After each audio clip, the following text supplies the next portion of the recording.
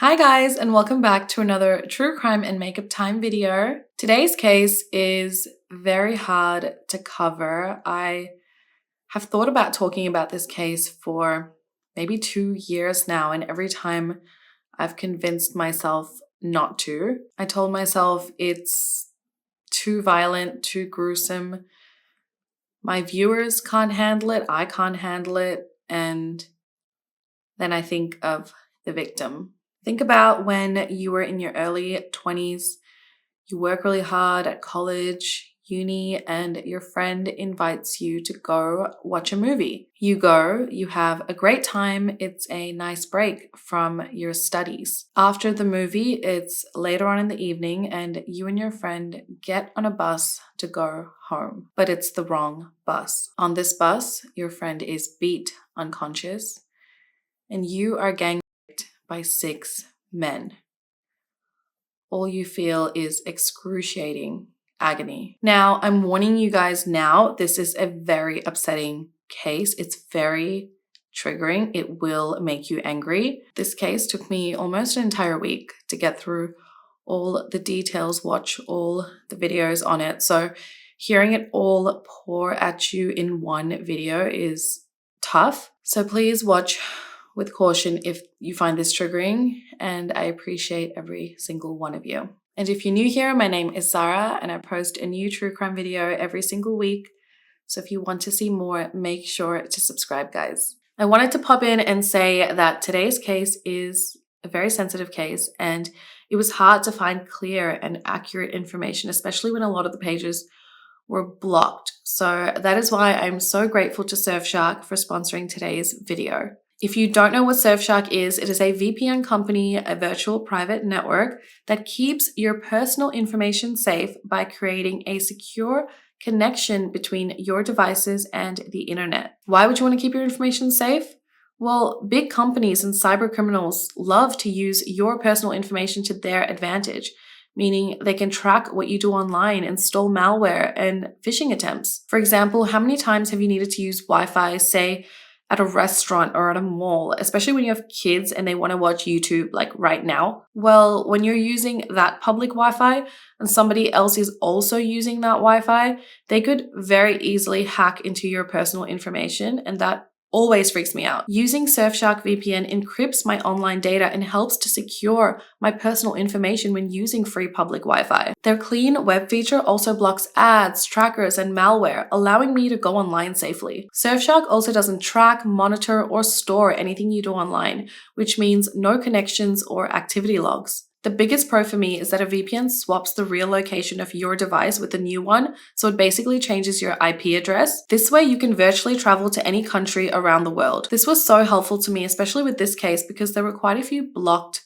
articles online. So I just switched my location to India, and I was able to bypass censorship and access more accurate information. Surfshark also allows you to use one account on an unlimited number of devices. And when you have as many devices as Jay and I have, desktop, laptops, mobiles, tablets, TVs, thank you, Surfshark. Now you know why I like Surfshark, so go get yourself a deal, because when you sign up using code Zara V, you get an extra 3 months free. I will leave the link below in my description box. Surfshark also offers a 30-day money-back guarantee, so you have nothing to lose, guys. Thank you so much to Surfshark for sponsoring today's video, and thank you so much to you guys. Okay, back into today's case. So this case takes place in India, and I feel like some of you guys definitely would have heard about this case. Her name was Jyoti Singh Pandey. She was born on 10th May 1989 and was the eldest of 3 children, and she had 2 younger brothers, Gaurav and Saurav Singh. Her family came from a lower middle class family from a small village in Balia, and her parents were Badranath Singh and Asha Devi, and her father, Badri, how he's known, worked double shifts at the airport as a baggage handler so he could send his kids to good schools. He himself had dreamed of becoming a school teacher, but his family couldn't actually come up with the money to provide him with more of an education, so his education stopped after high school. Then he decided to leave this small village and move his family to Delhi, where he vowed that he would never deny his kids a proper education. Sending his kids to school and being able to send them to school made him extremely proud. And although him and his wife were religious, they had an extremely modern way of thinking. As their daughter Jyoti grew up, she had expressed her desires to become a doctor. Her parents were quite poor, and sending her to university was not going to be an easy task for them. Also, as we've discussed before in other cases, in certain countries, the boys' needs are more valued than the needs of girls. Jyoti was the eldest, and she had two brothers, and perhaps her brothers were more deserving of the family's financial resources to put towards an education, but according to some people's beliefs. But in this family, and according to Jyoti's father, Badri, he did not believe in this or agree with this. He said it never entered his heart to discriminate between his kids, and how could he be happy if his son was happy but his daughter wasn't? Her parents also said that it was impossible to refuse this little girl who loved going to school. Jyoti's parents had sacrificed everything to give their kids a better life. They lived in a small house down this blind alley in the Mahavir Enclave 2. It was an area in the southwest of the city, and it was hard to confirm. I tried to Google map it, but I believe it is in or close to a poorer area of slum dwellings. I could be wrong. They had sold their little share of farmland back in their hometown in Uttar Pradesh, and they did this to pay for their 3 children's education, to study, to make something of themselves. And this was actually looked down upon by their family, and fights broke out between their family because they did this. And not only did they sell this little piece of farmland that they owned, but they also sold some jewelry that they had inherited from their family. And they did this to finance mainly Jyoti's education because she was the eldest. And the rest of their family thought, they were going crazy and told them not to do it. But her parents disagreed. They went ahead and did it because they were determined to give Jyoti a bright future. And Jyoti's parents actually stated that they thought that the money was extremely well spent because Jyoti was a parent's dream, an extremely good daughter, exactly the kind of daughter that you hope and pray for, and especially when you work that hard to provide them with a good life. She was exactly what they wanted. After Jyoti graduated from high school, she already began working hard to make her dream of becoming a doctor true. She wanted to help her parents pay the school fees, so she worked at night at an international call center from 8 p.m. till 4 a.m. Because of this, she got maybe 3 to 4 hours of sleep per night. One of her friends would ask her, how did she have the motivation to do this? And Jyoti responded with, because I can and because I have to. Jyoti always believed that girls can do anything.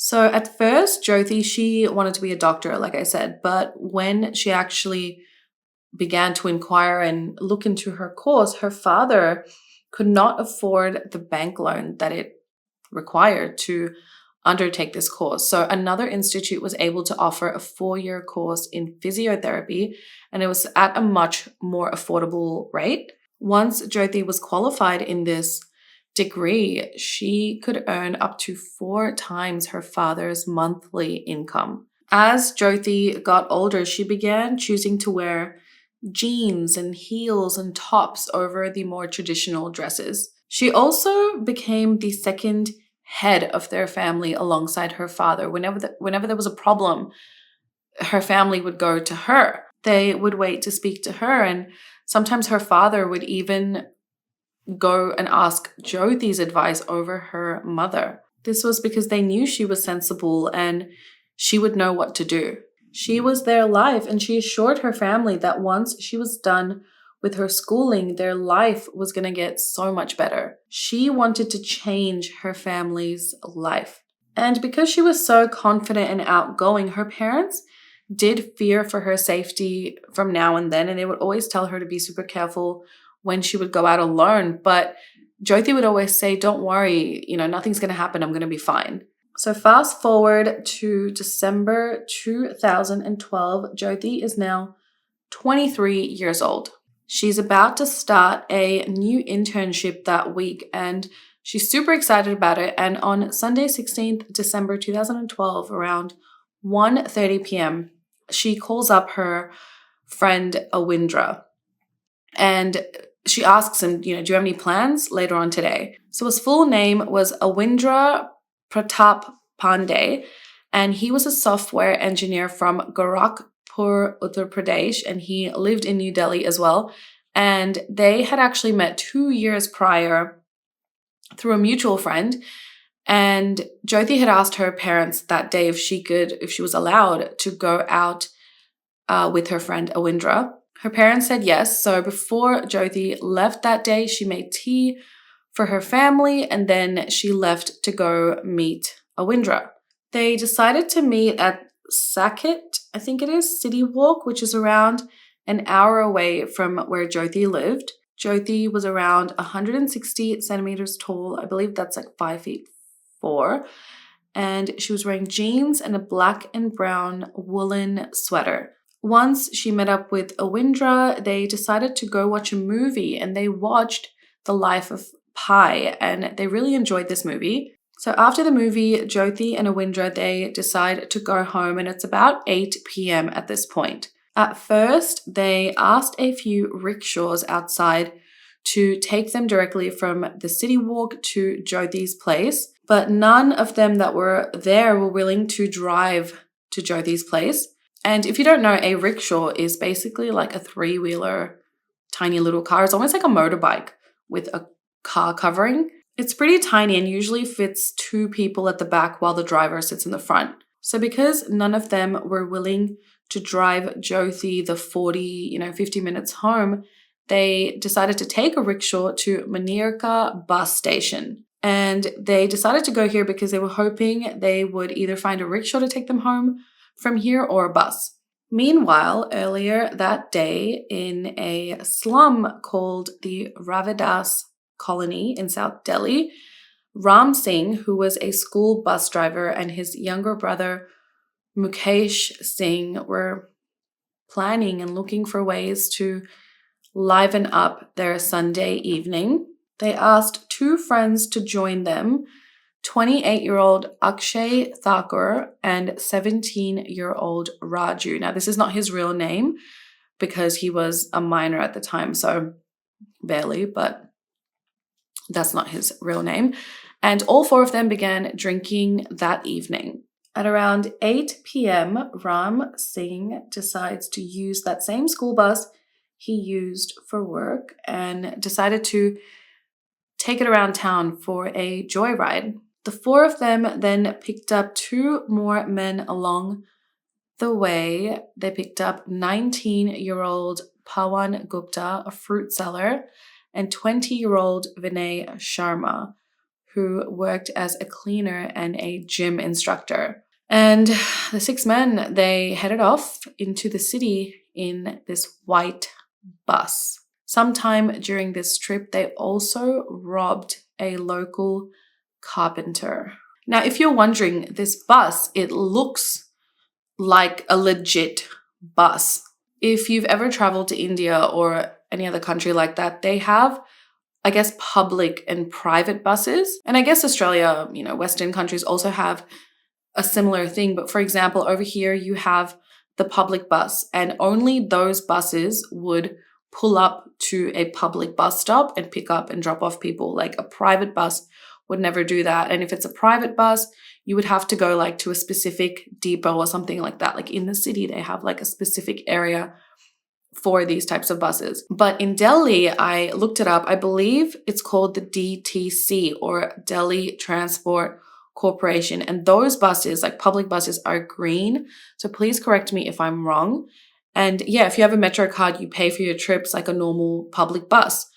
And I'm not exactly sure how private buses work. I believe they are normally hired for like events or groups, but this was a private, uncharted bus according to reports. And I did ask a couple of friends who were from India, and what they said was these private buses, so they would work as a school bus during the week, right? But then in this case, Ram Singh's bus, he didn't own the bus, but he worked as the driver of the bus. But say the owner of the bus decided on the weekends the bus was going to be like a party bus. On Saturday and Sunday, it would be chartered for that. And then during the week, the school hires the bus from Monday to Friday to pick up and drop off kids. So basically, they were just using the bus for fun when the bus most likely would have just been like resting for the weekend. So the 6 men, they continued to drink while they were taking their joyride through the city. They eventually pull over at a bus stop and park the vehicle. So as they're waiting at the bus stop, 17-year-old Raju, he gets out of the bus and he lets Jyoti and Awindra know that, hey, this bus is heading to where you're heading. And Jyoti and Awindra were like, oh, it's like, we're going to Dwarka. And he was like, yeah, this is going to Dwarka too. And initially, Jyoti and Awindra, they were hesitant to get on this bus. And again, it's not a public bus. It's, just this private bus who possibly was just taking passengers to that location. And they were hesitant at first, but Raju kept insisting, like, come on, just get on the bus. And he also told them, I have some other passengers on the bus waiting, so hurry up and like make up your mind. The bus is ready to go. And I believe there was also another bus headed in their direction, but Jyoti allegedly stated that she didn't want to get on that bus because it was too crowded. It was 8:30 p.m. at this point, and Awindra and Jyoti wanted to make sure that Jyoti got home before 9:30 p.m. So they get on this bus instead. The other 4 passengers were Akshay, Pawan, Vinay, and Mukesh, and Ram Singh was driving the bus in that moment, I believe, and then Raju, the 17-year-old boy, was the one luring them onto the bus. And I also believe he acted as like the ticket collector or conductor. Now, this next part is extremely sensitive information. And at first, I didn't want to go into detail. I don't want to discuss crimes about SA, murder, and to make people relive any trauma. Or, there are actually like some sickos out there who enjoy hearing this information retold and hearing about these stories. And that is not my goal at all. But this information is already out there. I can't control what people choose to do with that information. And to share what happens next, to share the victims' stories, would be to expose people like that, truly evil people, and hopefully one day to bring change to laws, regulations, standards, and people's morals. So please be warned. I'm going to try not to be very graphic, but either way, it's a horrific story. So Jyoti and Awindra are now on the bus along with these 4 other passengers. And soon Awindra claims that he just feels something is off. One of the men comes up to him and asks him to pay their fare, and Awindra gives them 20 rupees. And soon he realizes that the bus is heading in the wrong direction. When Awindra confronts the men with his suspicions, the men begin to taunt and make jokes towards Jyoti and him. One of the men allegedly asks Awindra why he was out so late with a girl. And there are a couple of versions as to what happens next. According to one man, Awindra said that it was none of the men's business, and Awindra then slaps this man. And there are also claims from these men that Awindra was acting inappropriately with Jyoti. And I don't really know what that means according to them, but what it seems is that he maybe had his arm around her and they were giggling and laughing, and that apparently triggered these men. Now, this is all alleged. Other claims are that Awindra started to get really pissed off at the jokes and the comments that these men were making towards the 2 of them, and that's when the men began to become violent with Awindra. The 5 men then turned off the lights, locked the doors, and stopped the bus. They taunted him that he had enjoyed enough time with his girlfriend. They then gagged him and beat him till he was unconscious with an iron rod. I believe the iron rod they are referring to is this rod that's used as a wheel jack handle. Like it's kind of old school, I think, or maybe for a bus. Jyoti then ran to help Awindra, and the men, now angry that she was defending him, I guess instead of just sitting by silently, they turned their attention to her.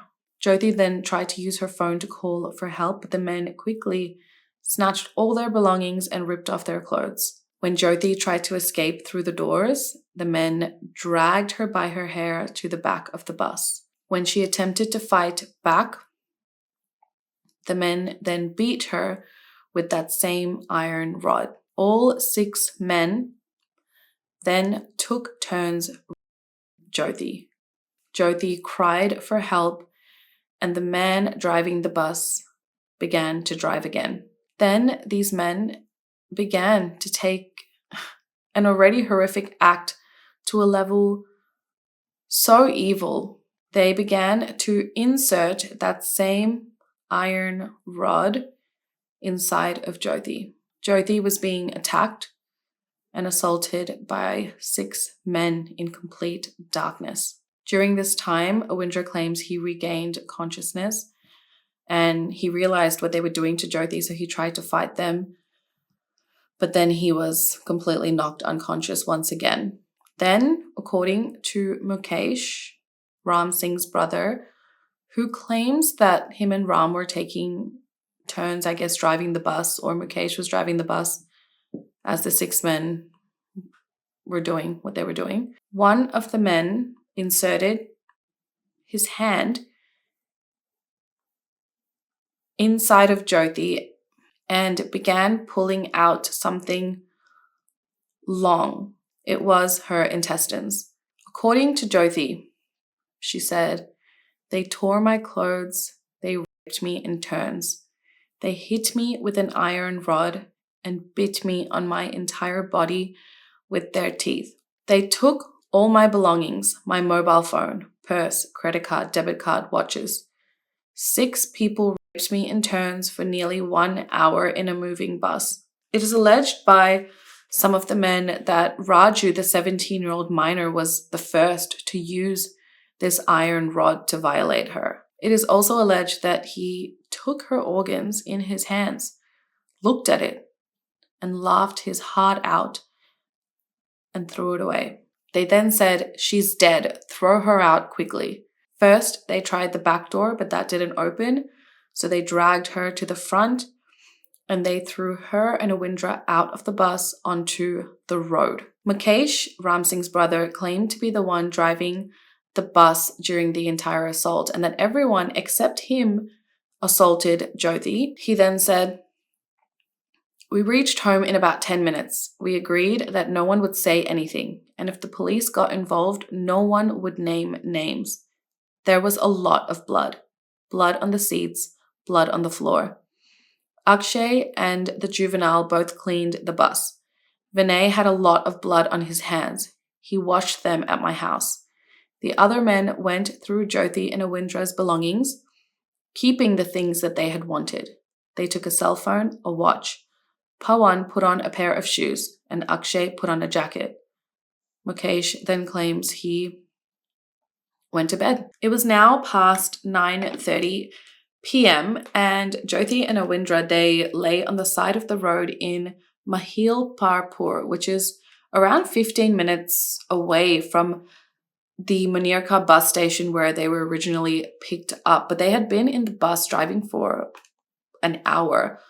So they believed they were just like circling the same spots. Awindra was more conscious than Jyoti at this point, and as he lay there, he saw the bus coming towards them, attempting to run them over, and he managed to quickly pull Jyoti and himself to safety by rolling the both of them into a ditch. He claims they were laying there naked in the ditch for a long time, and onlookers came, stopped, but nobody helped them. Then a police officer named Raj Kumar, who was patrolling on a motorbike, he heard someone yelling for help. As he drove closer, he saw Awindra laying there in this ditch naked, and then he saw a nearly unconscious Jyoti with no clothes on, with several injuries all over her body, and he just saw blood everywhere. He quickly covered them with 2 jackets, and then across the road there was a hotel called Airport Hotel Delhi 37, and he went over there and he asked them for a sheet and for some water. He then rips the sheet in half to cover Jyoti and Awindra. When he went to wrap Jyoti up, he realized how badly she was hurt, how much she was bleeding, and that she needed immediate medical attention, and this was a serious emergency. Raj Kumar said there was around 30 to 35 men gathered around them, but not one of them helped, even when he specifically asked them to do so. Raj Kumar alleges that the first police car got there at 10:08 p.m. and they stopped nearby, but then they said that they never got a call for such a crime, so then they drove away. And the next police car got there at 10:22 p.m. And then one of the cops in that police car began questioning Raj Kumar about how he had all this blood on his hands and started asking for his name and his rank number and his details. And Raj Kumar was like, help these people, help them. Don't ask me these details, help these people. I'm not going to tell you anything until you actually begin to help these victims. And the entire time this is going on, Raj Kumar is trying to phone an ambulance. Finally, at 10:32, another police car comes and picks up the 2 victims and then drives them to a hospital called Saf Darjang Hospital where they were treated. 2 days later, Raj Kumar was summoned to meet with the Delhi commissioner who was in charge of this investigation, Inspector Chaya Sharma, and Raj Kumar alleges that he was asked to keep the fact that those first 2 police cars who attended had clearly delayed the process of helping the victims under wraps. He was told that the risk of some of the more powerful police inspectors losing their job or coming under question about this was too high. It was too risky. He was threatened on occasion and even bribed at times, but all of this, Raj Kumar refused, and I found that pretty telling because if they had just helped them that 30 minutes earlier, who knows what would have happened? We don't know. We don't know. Before we talk about Jyoti, we can talk about Awindra and what happened to him at the hospital. So when he arrived in this hospital, victim of a vicious attack, he was put in a bed and he waited nearly 4 hours before being seen by a doctor. His family hadn't even been told about the incident, so he had to borrow a phone from one of the hospital workers so he could call his family and let them know what had happened. And it was only when his family arrived that he was given proper medical treatment. Awindra was treated for a fracture of his right leg and could not move his arms for a month and was unable to sit or walk for long periods of time because he had severe injuries to his back. And he was able to meet with Jyoti while they were in the hospital together. And this is all what Awindra claims to have happened. Meanwhile, back at home, Jyoti's parents, Badranath and Asha, are wondering where Jyoti is. They were starting to worry as this was just really not like her. And at 11:15 p.m., their phone rings. The police phone them to say that there had been an accident. Badranath goes to the hospital and then at 2 a.m., he calls for the rest of his family to join him. The surgeons had little hope for Jyoti. She was badly injured. Jyoti's parents were told that their daughter had been raped. Dr. Rashmi Ahuja was the gynecologist on call when Jyoti was brought in, and she claims that Jyoti was responsive and calm when she was giving details of what had occurred that night. And Jyoti had allegedly said, "I heard these people saying, catch them, tear their clothes, hit them, take their bag, and using abusive language. Ram Singh, Thakur, Raju, Mukesh, Pavan, Vinay were their names." Soon after this, Jyoti was only able to give information using gestures and multiple choice questions. The surgeon was so shocked. He said that he had been working 20 years and had never seen injuries so horrific. They weren't even sure how she was alive, and the doctor stated that there had been severe damage to Jyoti's abdomen, uterus, genitals, and intestines. And the doctor claimed that 95% of her intestines were pulled out, leaving her with only 5% intact. Jyoti's mother, Asha, was told that the system by which the body functions is gone, and the doctors don't even know what parts to join to what. Jyoti made her family promise to never stop fighting for her, even if she didn't live through this. She went so far as to write on a piece of paper in her agony, "I want to survive." She underwent 5 surgeries and was stable, but was still considered in critical condition. The surgeries were to correct both her internal and external injuries, and also to remove the remaining 5% left of her intestines. On December 26, 2012, it was decided that Jyoti, she should be transferred to another hospital in New Delhi, to Mount Elizabeth Hospital in Singapore, for further treatment. During the 6-hour flight to Singapore, Jyoti reportedly suffered a cardiac arrest and never regained consciousness. She suffered lots and lots of complications from these surgeries, including brain damage, pneumonia, and stomach infections, shortly before she was declared brain dead. Over the next coming weeks, Jyoti's condition began to deteriorate, and she was in so much pain, and now she was even having difficulty talking. And, that was obviously before she was declared brain dead. And her mom said she was by her side the entire time, and the worst thing was just being helpless. You can't even help your own child. However, after days and days of fighting, her injuries were too severe, and 13 days later, on 29th December 2012, Jyoti Singh Pandey tragically lost her life at Mount Elizabeth Hospital in Singapore. Her father would say that he clearly remembers Jyoti sleeping on his chest as a little baby and holding his finger.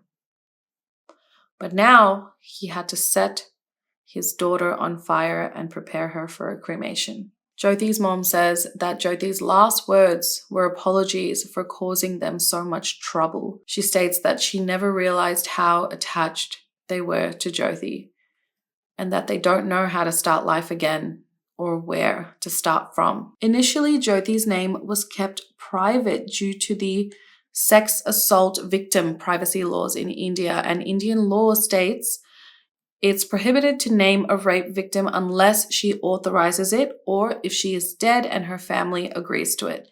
She was initially referred to as Nirbhaya, meaning fearless, and her mother, Asha Devi, was actually the one who made her name public, because she stated she was not ashamed and she wanted to destigmatize victims of sexual assault, as well as their families. Now, less than 24 hours after the attack, Delhi police used CCTV footage to locate Ram Singh. He was found and arrested in the same bus where the assault took place. Police located others using sketches based off Awindra's descriptions and texts sent from the victim's stolen phone. So that was stupid. The 5 remaining suspects were all found quickly: Mukesh Singh, Pawan Gupta, Akshay Thakur, Vinay Sharma, and Raju.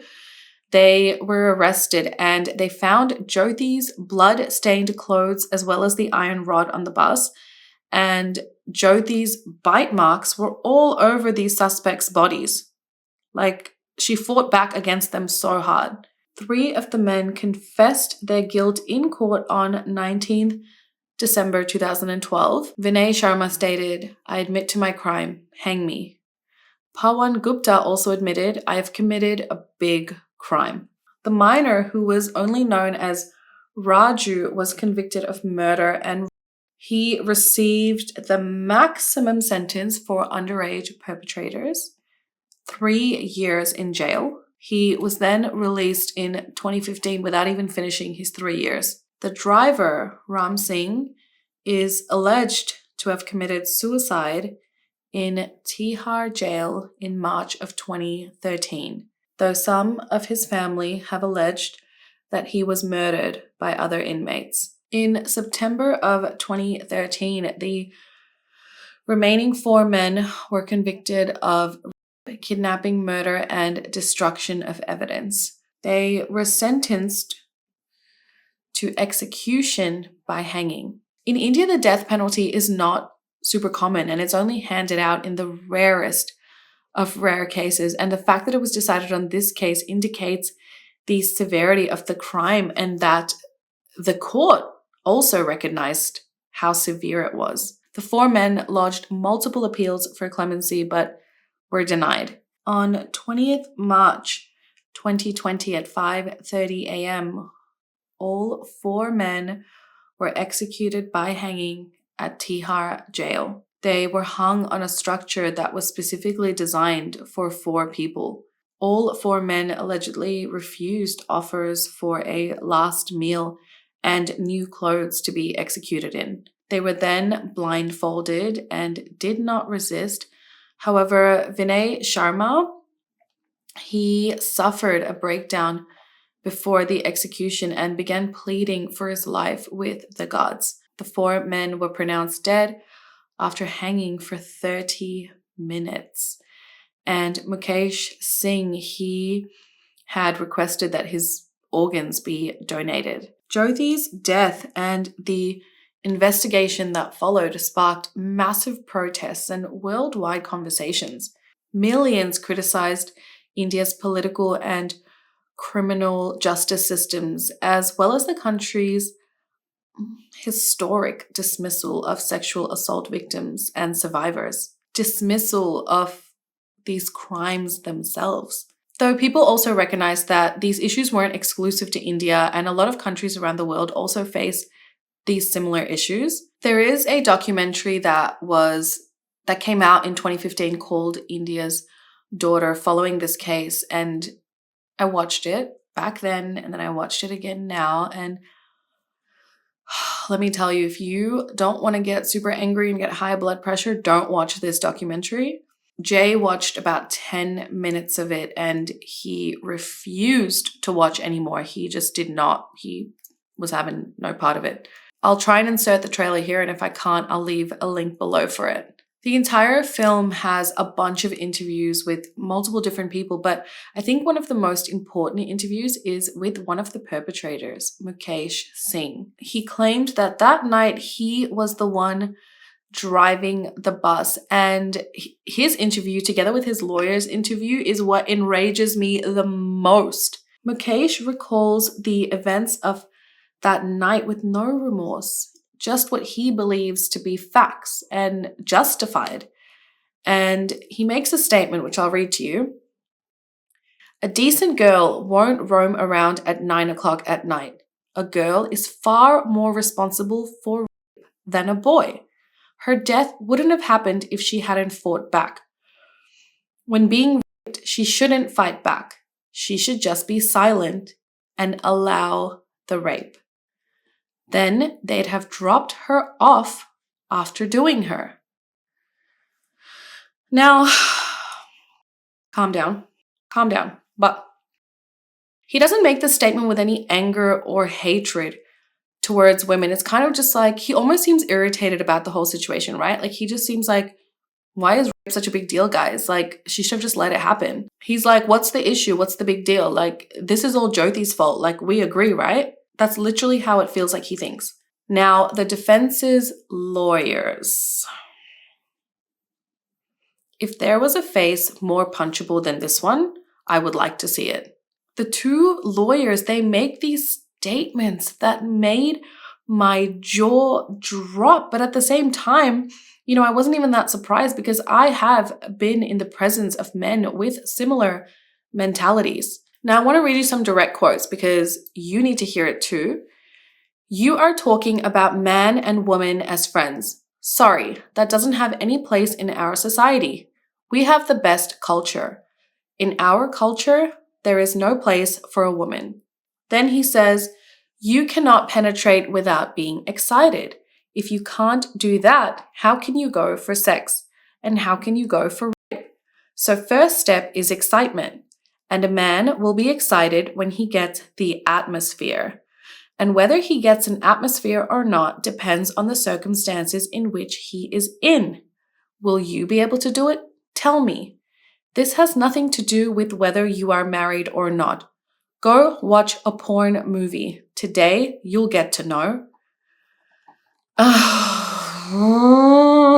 Now, if you didn't understand what he means by this statement, he's basically saying that the woman is committing acts that excite the man, right? Without a woman doing certain things to excite this man, the man would not be excited. So this is essentially the woman consenting for the act of sex taking place. Does that make sense? So because she's committing the act to excite a man, now that the man's excited, you need to relieve that excitement because you committed the act to excite him. Gorgeous. Another gorgeous statement about women asking for it. Gorgeous. Oh, I wrote down one more just so we can look at this beautiful man. Gorgeous, empathetic, amazing guy. If you have a bread or sweet meat and you put it outside your house, can you tell me what will happen? Neighborhood dogs will come eat it and go.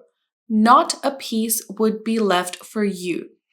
If you keep that box protected in the fridge, the dogs will not get a chance to eat it. Now, after clips from Mukesh Singh's interview from the documentary India's Daughter were leaked online or surfaced online, the Indian government actually stopped the scheduled broadcast of the film India's Daughter, which was originally scheduled on 8th March 2015, and it was scheduled to be released on International Women's Day. The Indian Home Minister's office released a statement saying that they were enforcing this ban because the film's director Leslie Udwin hadn't gotten permission to interview Mukesh in prison. They also stated that she didn't abide by agreements to show authorities unedited versions of the interview, and because Mukesh's statements are an affront to the dignity of women. Even though Leslie claims that she took all the steps necessary to make sure that everything was done correctly because it's her film, she wanted it to be shown.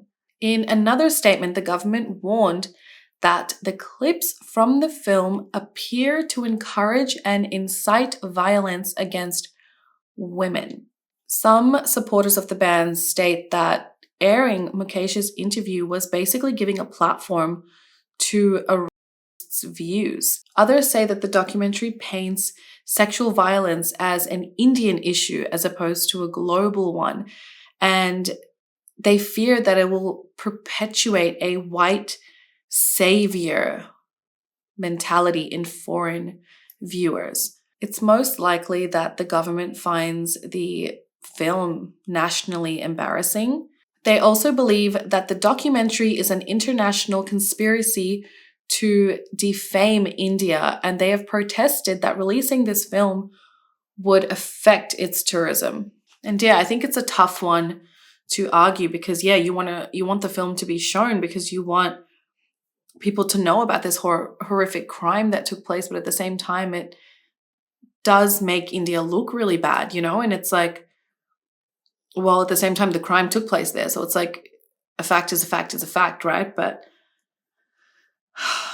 there's also the country's economy to think about and people who feel like, hey, majority of the men in India don't do these kinds of things. So it's painting it to be that every Indian man is going to do this to you. And that's just not the case. A Netflix documentary called Delhi Crime focuses on the investigation of this case. And it doesn't really portray the crime or show the brutal events that took place. It kind of goes more into the actual investigation of the case. The producers got permission from Jyoti's family to tell her story, and they hoped that it would bring awareness to her story as well as something more positive in the future. Jay and I finished watching this series. We actually watched season 1 and 2, and I really, really enjoy the show. I would say season 1 kind of ended a bit quickly, like it just ended a bit abruptly, but it's a really good show. I highly encourage you to watch it if you kind of want to get a better idea of what really happens,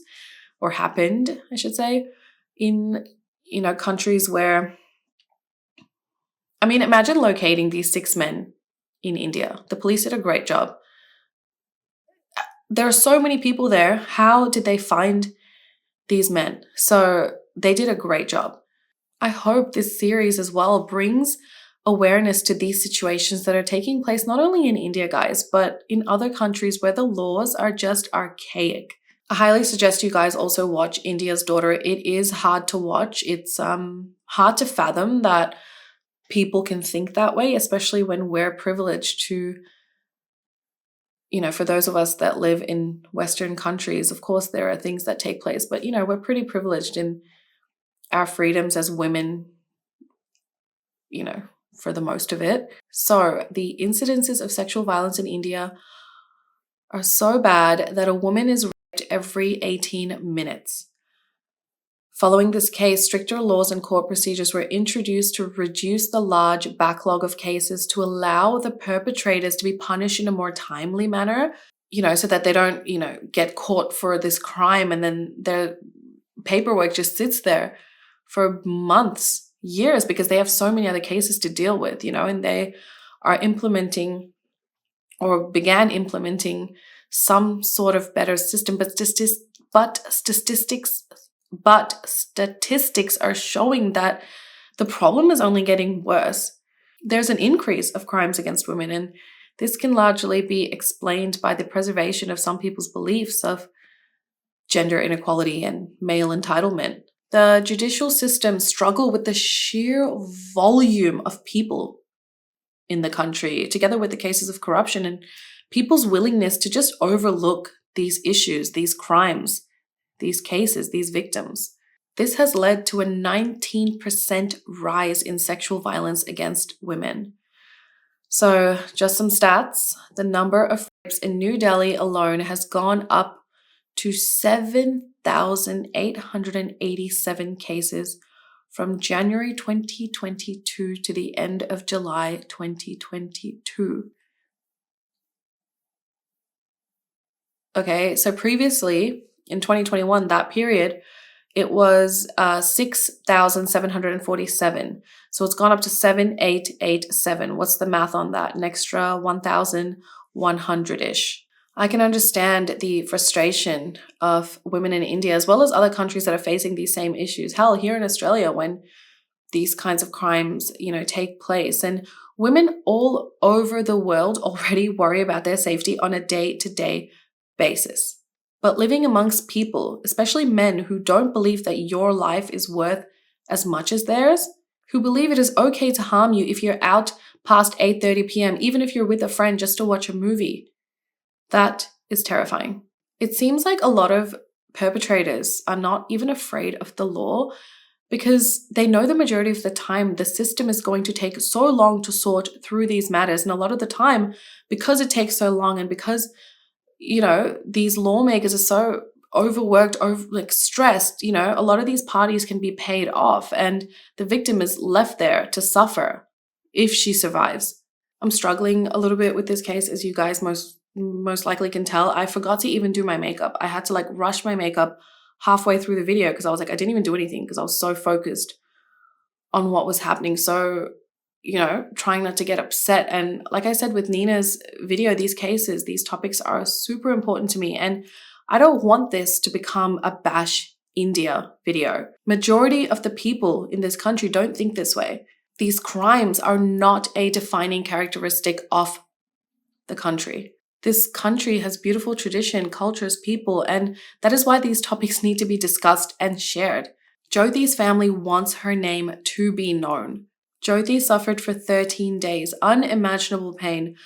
None of us could imagine, and we should feel lucky that hopefully we will never have to. The Nirbhaya Jyoti Trust was launched by her family in her honor, and it provides shelter and resources for victims of sexual violence. In a 2012 survey by the Hindustan Times, so 10 years ago, 92 out of 100 Delhi men aged 18 to 25 said some or all of their friends have made passes at women in public places, while more than 78% of the women that they surveyed had claimed that they had been sexually harassed. And I'm so glad I had access to a VPN to even get all this information. I hope that Jyoti's story touches your heart, that we think about these women that fall victim to these horrific crimes, and I hope that one day things will change. I will leave links to further information below for anyone interested. Don't forget to sign up to Surfshark, guys. Don't just protect yourself in person, protect yourself online. You can use the link below in my description box. Thank you so much for watching, guys. I will see you in the next video. Besitos. Bye.